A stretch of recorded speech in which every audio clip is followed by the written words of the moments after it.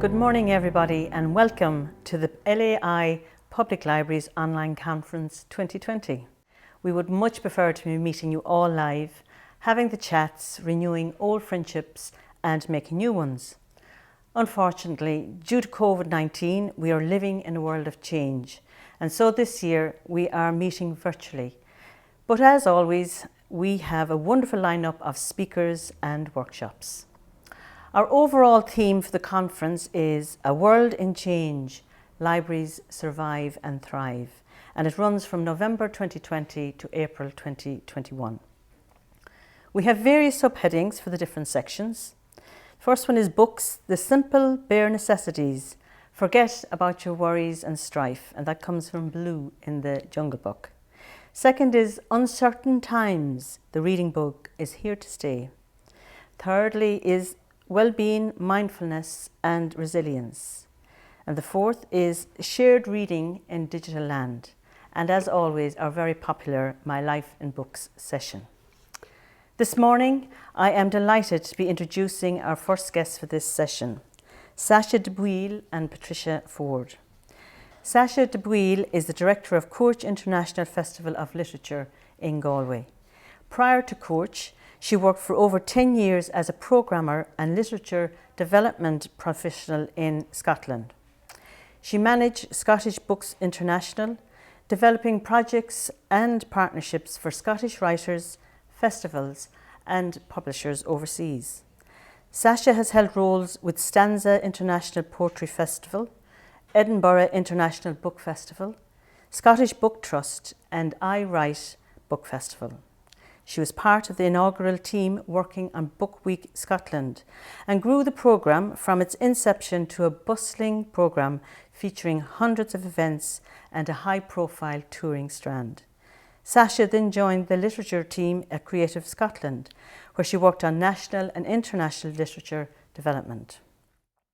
Our moderator today is Patricia Forde, well known in many libraries but a great friend to us here in Galway Public Libraries. She has lived in Galway all her life and, as she says herself, her favourite city in the world. Author of books for children of all ages, her first novel, The Wordsmith, was published to great critical acclaim in 2015, and she has recently published a sequel entitled Mother Tongue. Her many books for younger children include Bumfizzle, the Best on Planet Earth, which was chosen as the Dublin UNESCO Citywide Read in 2019. To the Island, a picture book specially commissioned by Galway 2020 European Capital of Culture for all children who started school in 2020. A former director of Galway International Arts Festival, she is currently chairperson of Children's Books Ireland. So ladies and gentlemen, please enjoy the conversation between Sasha de Buyl and Patricia Forde.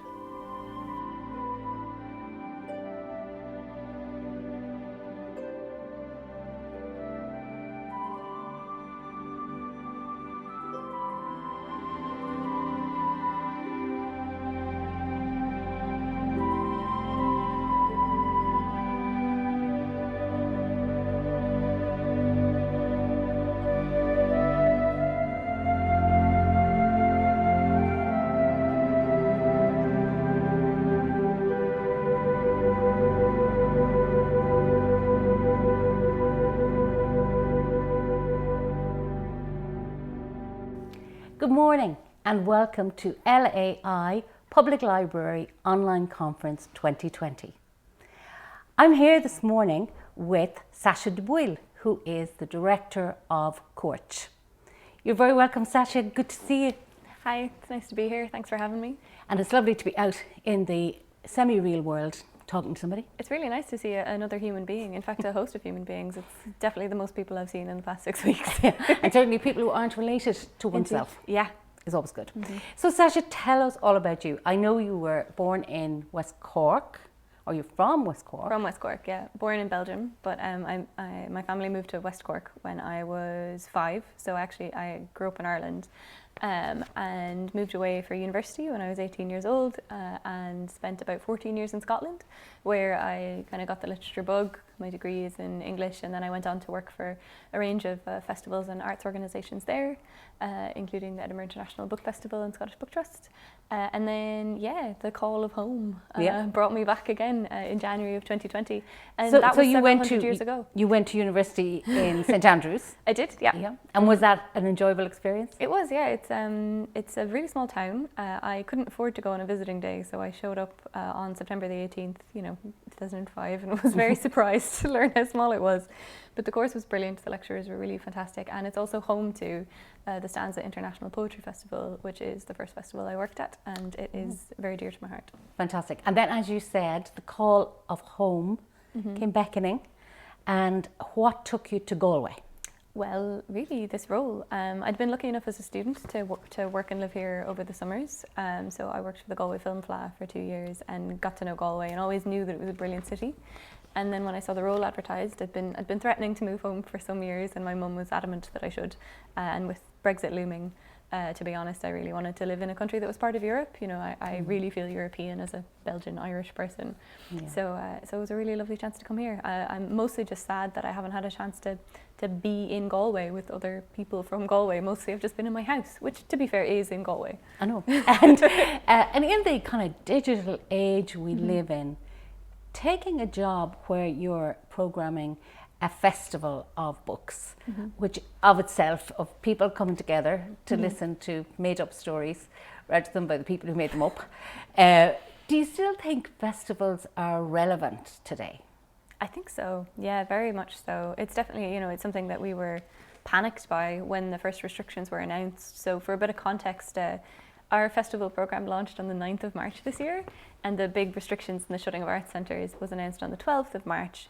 So we didn't have very long to kind of celebrate getting the programme over the line this year before everything changed. And the first question was, does this still matter? Are we still relevant? Especially given that a lot of DIY and kind of, grassroots things just immediately sprang up. People kind of throwing authors together in random Zoom rooms, being like, look, you can still see humans. But I feel like there is a place for festivals and for the curation of that. I think it's a place to celebrate new writing. It's a place for readers to come together and really, get to experience and get now a new insight into authors' lives. But it's also a place for a really important conversation.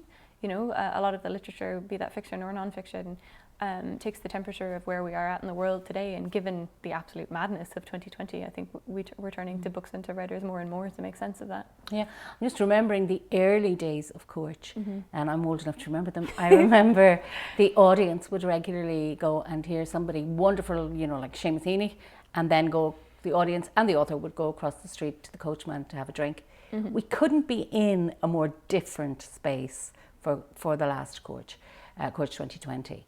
Tell us how you went about that. I mean, suddenly you're faced with doing the whole thing online. Yeah. How does that work? Talk us through how it happened. It was a very, very strange thing, especially to be just in the door, because of course I just started my job. I was still establishing a relationship with the staff and the board. And so to turn around and say, I think we should take this online, especially given that Cúirt, the dates are April. So we were 6 weeks after lockdown was announced, in peak lockdown, and we were I think the first festival because we're so early in the calendar to actually just happen, and then suddenly found ourselves in the position if we were going to do this, we were going to be leading the charge. So there was a lot of risk involved, especially given I'm fairly comfortable using digital tools, but I'm absolutely not an expert. I'm not the people that are filming us today, for example. Yeah. And presumably the Arts Centre wasn't set up for any of this? There were no resources there? I will say, there was some resistance, but people really, the Galway Arts Centre and the board took the time to listen to what I was saying, and I assured them about being able to maintain the production quality, being able to maintain the format, and ensure that we've kind of taken all the steps to make sure that the programme would work. For me, our real questions were, okay, what can we do? What can we afford to do? And then what should we do? Because, of course, we could have taken everything online. We had a program of 45 or so events that we could have taken online, but we decided to pare it back and really focus on what Cúirt does best, which is celebrating, for this year anyway, given that we had an international audience, celebrating brilliant Irish writing, and bringing that to a world stage. And Sasha, how many events could you not do once you went online? So we ended up doing 11. which is much less. It really is just kind of the highlights, a flavour of what Cúirt could be to people who maybe hadn't experienced it before, and to those who maybe were looking to scratch their Cúirt itch and weren't able to meet in person. So we had 9 video events and 2 podcast events to allow us to kind of try out different formats. And were there any advantages, do you think, to having it online as opposed to having it live? Yeah, I mean, it's both an advantage and quite daunting in that the sky is the limit in terms of who you can ask, because suddenly you can get people from around the globe. But I think that makes people, hopefully, that's what I'm doing anyway, think a lot more deeply about why they program and who they program as writers to have conversations. It was nice because it meant that we could include some moderators, for example, that were based in the UK, which we wouldn't normally be able to do. But in the end, we decided to stick with people we'd already invited for 2020. We didn't want to reinvent the wheel, as it were. I think the challenge with that will be looking forward to future years, as suddenly now, the sky is the limit and we're looking to our future festivals. If, the biggest writers in the world, if Hilary Mantel can do an event anywhere, then why should she do an event with you? What are you going to talk about? What conversation are you going to create that is relevant and valid for your festival or your organisation? And of course there is, for the audience, there is still that distance. You are getting to hear the great conversations that you did have this year in Cúirt, but you're not getting the social side of it at all. And was that very hard for you in your first festival? It definitely was, yeah, it was very strange. I was so looking forward to having a festival based in Galway and the whole buzz of it. I mean, I would say that Galway is the main character of Cúirt, if you will. Like it's the absolute backbone of the festival, and the community, the audiences, the arts community as a whole just bring that life to it. But what we did find was that people took to Twitter in absolute droves. We built a community throughout the festival of people who were chatting, reflecting on the events, talking about, are you going to this one tomorrow? Yes, I'm absolutely tuning in. People were planning what they were wearing, they were planning what they were going to drink. It was really, really lovely to see. So there was a sense of that, although it is definitely not the same as going for a pint in Noctons afterwards. And during the event, Sasha, were people able to put comments in the comment box or put questions? The interaction, was there any of that? For us, because we were so early, out the gate with this, and we were concerned about the administrative time used to moderate live comments, we actually took questions beforehand. And most of the events were pre-records, just to make sure that the technology would stand up to everything, because it was just so new for everyone.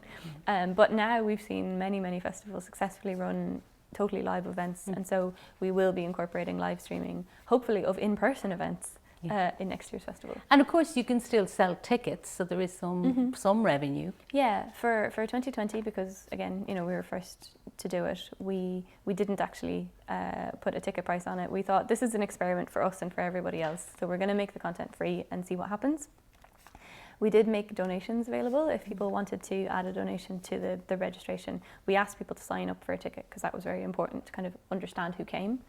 And the revenue from the donations was actually very high. We made up almost a third of our box office, which is just fantastic. Such a surprise because we budgeted with zero. It kind of says a lot about the kind of people as well who read books, go to events, and they want it really badly, and they're prepared to. I feel like we've seen. And I think we've seen that in a sense. People are well prepared to pay money to see a good, strong event.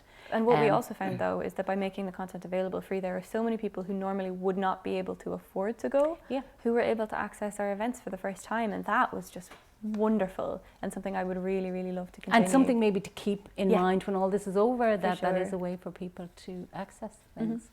I saw some great events during Cúirt 2020 online, but tell me about what were your kind of goals when you were programming? You mentioned Irish writers. I noticed there were a lot of Irish women writers. Yeah. A lot of good conversations around that. Was that part of your overall plan? Yeah, I think it just happened to be a bumper year for Irish writing, and so that really kind of came through in what we were putting together. As I said, we only used writers, apart from one exception, who had been in the 2020 programme to begin with. So it was really just bringing them with us because, we felt we'd committed to supporting these writers and supporting their books to begin with, and we just wanted to make sure that we made good on that. And what for you, Sasha, was the most enjoyable conversation? I know when you ask a festival director that, it's like saying which of your children do you prefer, but what one did you personally enjoy? Oh, I liked them all. Were you nervous? Were you anxious? Definitely, yeah. It was, it was a total unknown for us. We weren't really sure. But it was an unknown for you on a couple of levels. It was your first festival. Exactly, yeah. And I still feel like I haven't done a proper Cúirt, because I haven't done it in person. I think you did a really good Cúirt. I think you have no worries about that. Yeah. But how did you feel that first day when you sat down to? Who was your first piece that you were on that you to record? Who did we have first? We had 2 podcasts, and so one of the podcasts went out first, I think, which was Roisin Kelly and Michael Gorman, and so those had been kind of recorded in advance, and so it was nice to know that we had them in the bag. And then, 2 great people. I know, and yeah, absolutely brilliant. The other one that I should mention, actually, because I think a lot of people have seen the videos but maybe haven't listened to the podcasts, is we did an event called Ireland of the Welcomes, which was with Malatu Ucheakuri, who's a fantastic writer, and Odoni Mustafa, specifically talking about the new writing communities in Ireland and how we support them and create space for their work. And that was really nice. Yeah, and I saw a fabulous event with Elaine Feeney. Yeah, and Lisa McInerney, that was lovely. That was lovely. Both writers who didn't have a book out at the time, because though, as you were, Elaine's book was due to be out by the time the festival happened. The pub date got pushed back to August, and so we kind of had just a bit of a broader conversation about writing in Galway and great fun. Yeah, it was just lovely. It was lovely. It was a real chat. Mm-hmm. And now that you're heading into, I suppose, your next bout of programming, talk us through it. How do you go about that? Is it you sitting at home reading tons of books, or is it you? How important is it to you to see the writer and see what kind of performer they are? Because these festivals are part the book, but also part the performance. I think it's definitely a mix of the two, though I have spent the entire summer just reading as much as I can physically fit into my head, and I feel quite full now, in a good way. At the start I was like, okay, I need to refill the well, and I've got a couple of pretty strong ideas about what we're going to do next year, though I don't want to spoil anything. Sure. And do you work, Sasha, in themes, or do you just find the writers first and then make up the themes around who the best people you have? I feel like this year has been very much a throw everything that you might have in mind out of the box kind of a year for that. So for now, what I am putting together for 2021 is very much in response to the format that we're going to use and to what I think our audiences will respond to next year. I think, there's this idea of someone who programs as having kind of a singular creative vision, which I have to say I don't really subscribe to. What I'm most interested in is creating events and conversations that reflect what audiences would like to read and hear, with obviously a bit of my taste thrown in too, of course, and also reflecting the most diverse possible range of writers, because I think there is just such a range of talent producing work today, and that it's our responsibility to show people those books are out there. And do you think, will the programme reflect the times we're living in at all, the whole virus thing? Will there be any nod to that? There's a small nod. There's no, at least, I should say invites are going out, at the moment, so it's all very, very formative. There is a small nod to the apocalyptic times we're living in, but there is nothing quite so specific as pandemic related. Or the dystopian section. I think they might be too. Yeah. But, so Sasha, like you were saying, you were the first festival to go online because of where you were. What did you learn, would you say? What were the outcomes from all of that? What did you feel you learned from doing the first digital festival? Yeah. Well, when taking the programme online, as I mentioned, it was a bit of a risk. It's something that we hadn't done before, and we were very nervous of it. And so we needed to know that it was going to be kind of worth it for us. We would get something out of it. And what we really wanted to do, what I wanted to do, was to have an opportunity to learn about the audiences, because of course, I'm coming into this post new. I don't have an understanding of the existing Cúirt audience, and also there hadn't been a history of kind of rigorous evaluation of the programmes in years past. So the first thing I did was to see if we could set it up so that we would be able to gather data about our audiences and learn a bit more about who they are, where they come from, and what they want and need. And once I knew that was possible, I thought, okay, and cool, how we can was do it this. possible, Sasha? Did you have to fill in a form when you went on to book your ticket? Yeah, so what we did is, even though the events were freely available, we wanted to make them as easy to access as possible for people, especially given that Cúirt had a bit of an older demographic, and so anything too fiddly, we didn't want to put people off. So what we did is we asked people to register for a ticket, and we used Eventbrite as a platform, though all the events were streamed on our YouTube. So if anyone was having any issues accessing it, we could just point them right there. We could be like, just go there, you'll find what you need. So they registered, and we got a little bit of data through that, so we were able to see kind of where they were, ask them some basic demographic questions.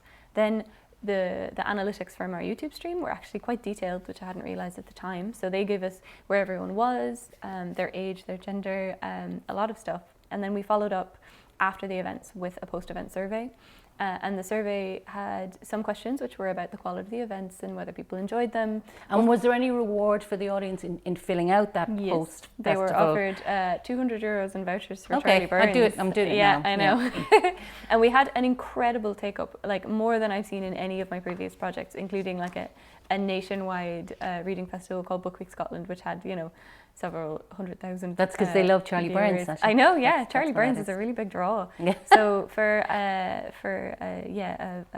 live audience of 3,800 people, we had 742 respondents to our survey, which is almost too much data. Yeah. But loads of wonderful suggestions and comments in there too. And any surprises, Sasha, in the demographic or the views of the audience? Anything that kind of made you take a step back and say, "Oh, I wouldn't have thought that"? I think the breadth and range of international viewers was definitely a surprise to us. We had viewers on every single continent. Wow. Which was just like, what?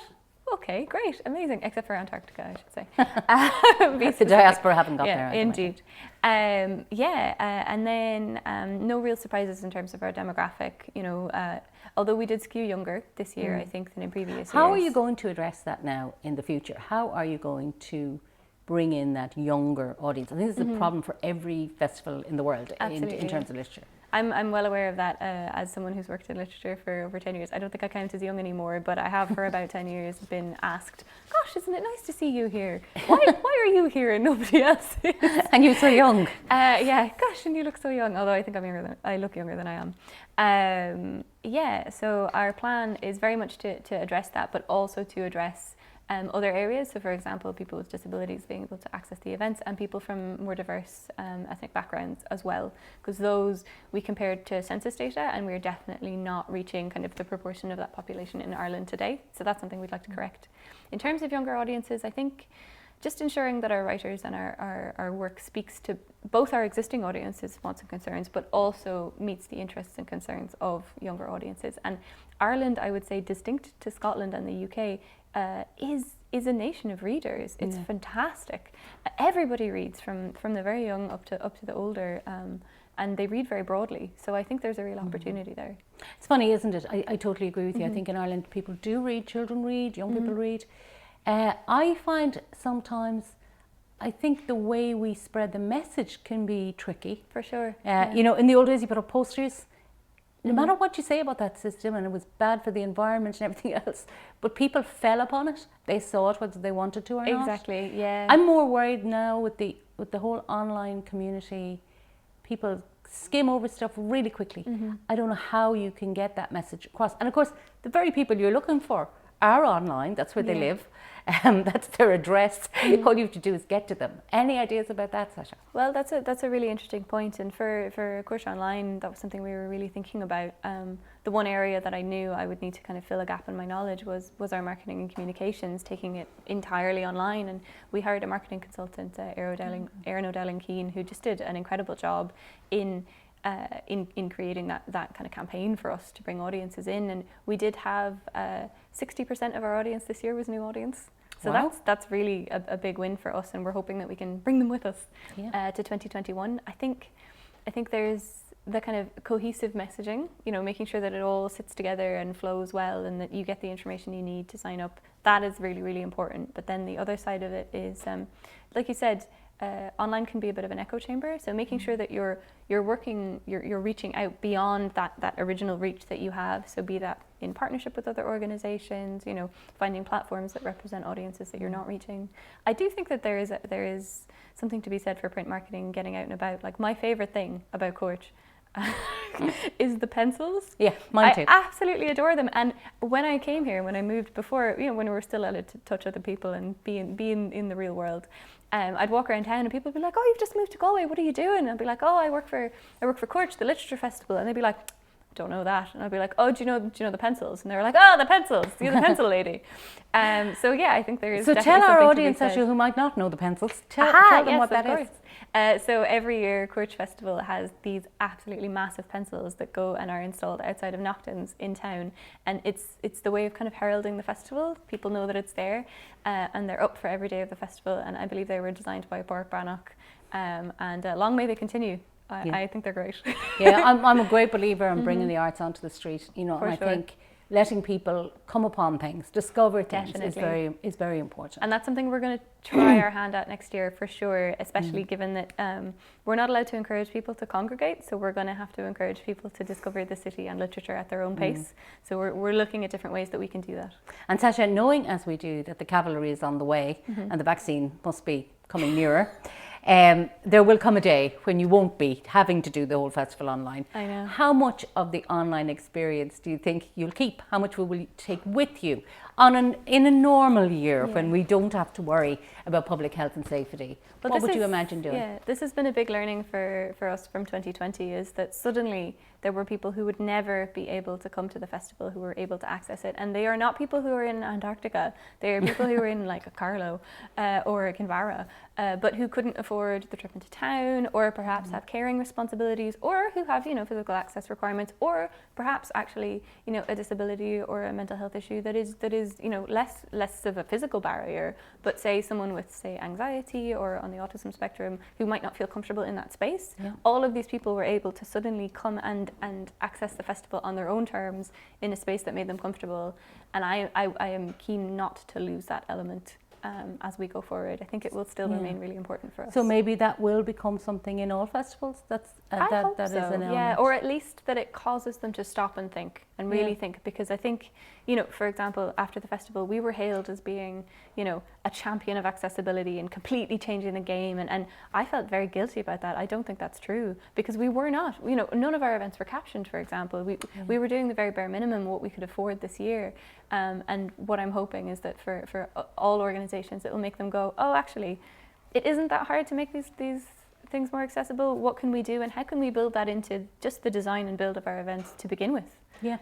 Instead of as an afterthought. And technology can become our servant. Exactly. Instead of the way it is at the moment, our master. Indeed. So before I let you go, I do want to ask you about your own reading. What kind of, I won't put you on the spot and ask you who's your favourite author or what's your favourite book, but what kind of things do you like to read when you're at home? Absolutely. I read so widely. I would say that it's very, very hard to categorise my taste. I love a bit of everything.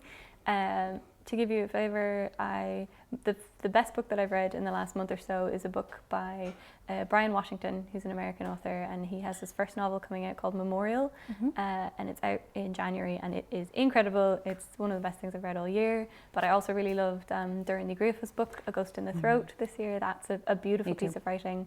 And right now I'm reading a non-fiction essay collection called Disability Visibility by Alice Wong, who's a disability writer based in the States.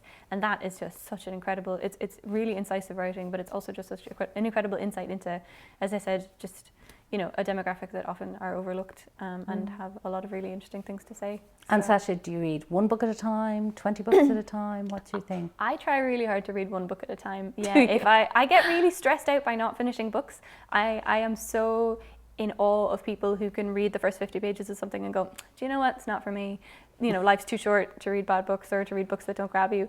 I feel this huge sense of guilt and pressure that I have to finish it, because if I don't, well, if the book has beaten me, or I am not. And they've made such an effort. I know they made such an effort, so I really do try and see them through to the end. But it means that it can be quite slow going sometimes, because I'll sit with a book. Like I read Marlon James's Black Leopard Red Wolf this year, and I really enjoyed it, but oh my God, I found it such a slog. And I was like, I'm going to get through it. It took me like 3 weeks. Sasha, you're a good person. Thank you. So growing up in West Cork, Sasha, there you are now, you're a child. What kind of a report were you getting in school, age 10? I was a pretty good student. I will just say that. Yeah. I don't know. It was, yeah. Were you a reader at 10? I was an absolute reader, yeah. That is the one thing I would get in trouble in school for, was that I would I would finish my work too quickly and then hide a book behind my book in order to read. And I was regularly, admonished for that. And did you get a lot of encouragement at home to read? Can you remember when that started? Definitely, yeah. We've always had a house full of books. My mum is a writer, so the house is absolutely filled with books. But I definitely, I think I was quite bullheaded when it came to books when I was younger. So if there was something I wanted to read, I was going to read it, and I was going to ignore absolutely everyone else in order to do so.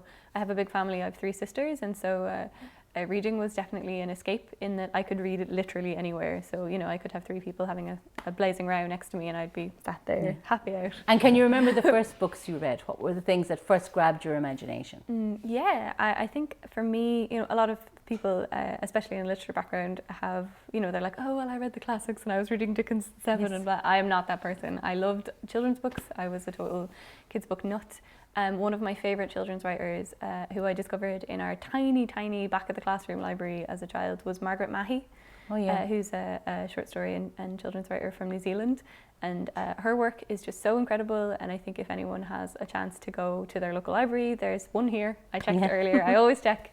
Her work is still available. She won the Carnegie Medal for a book called The Changeover, but she writes these short stories for like around like, I don't know, 8 to 12, and they are so short, but they're so well drawn, they're so imaginative, and they're absolutely beautiful. So. And were you a fantasy person? Were you Narnia and The Hobbit? Oh yeah, for sure. Yeah, all of them. Anything going, even, you know, like the classics and the really, really good ones, but like literally anything that had a fantasy setting, I was like, yeah, I'll take that. I remember when I was about 15 reading a series of I don't know, 27 books, this like Wicca series, which was all about a teenage witch, and I, of course, just ate it up. And with children as well, series are so important, aren't they? Definitely, yeah, because you keep that reading going, and because they're so Moorish, you just have to have the next one. And were you the kind of child that the book was also an object to you? Did you like nice clean books with everything perfect? I'm definitely not like as like my mother, who completely destroys books. Sorry, Mum, it's true. But I think I had to be. I'm not super precious about them. I give them away. I dog-ear them. I write in them. But I had to make peace with that early on, because I had a little sister who would tear the crap out of my books, and she actually tore up a first edition paperback of the first Harry Potter, because I was a very early Harry Potter adopter. It was ruined.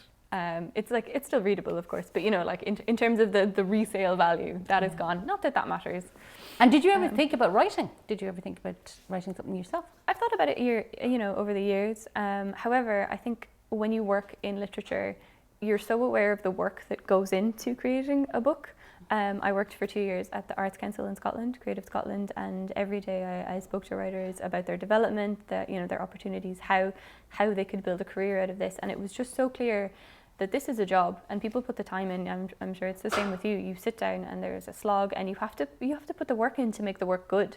It's not, you don't start writing and have it be brilliant to begin with.